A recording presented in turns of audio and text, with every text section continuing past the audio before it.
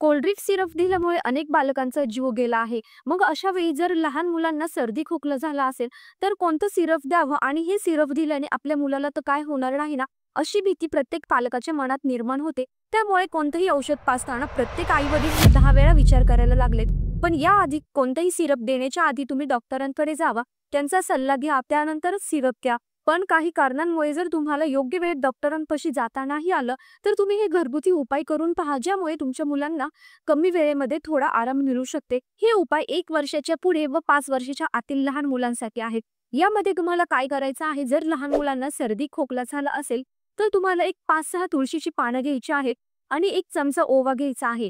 तुळशीची पानं आणि ओवा 1 ग्लास पाण्यामध्ये तुम्हाला मिक्स करायचं आहे आणि हे पाणी तुम्हाला उकळून घ्यायचं आहे. जोपर्यंत हे पाणी अर्धा ग्लास होत नाही, तोपर्यंत हे पाणी तुम्हाला उकळायचं आहे. तुळशीच्या पानांचा आणि ओव्याचा अर्क हा पूर्णपणे या पाण्यामध्ये मिसळला जातो आणि हे पाणी कोमट झाल्यावर तुम्ही मुलांना 2 किंवा 3 टाइम प्यायला देऊ शकता. यामुळे त्यांच्या छातीमधला कफ हा लवकर बाहेर पडेल, त्यांना रिलॅक्स वाटेल आणि श्वास घ्यायला त्यांना त्रास होणार नाही. त्याचबरोबर तुम्ही 1 चमचा तूप आणि चिमूटभर हळद याचं मिश्रण करून हे छातीला झोपताना चोळू शकता. यामुळे देखील लहान मुलांना लवकर आराम मिळणार.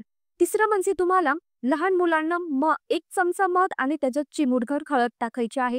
हे मिश्रण तुम्हाला दिवसातून 2 वेळा लहान मुलांना द्यायचं आहे. यामुळे लहान मुलांच्या छातीमध्ये जे कफमुळे इन्फेक्शन झालेलं असतं, ते इन्फेक्शन कमी व्हायला लवकर मदत होते.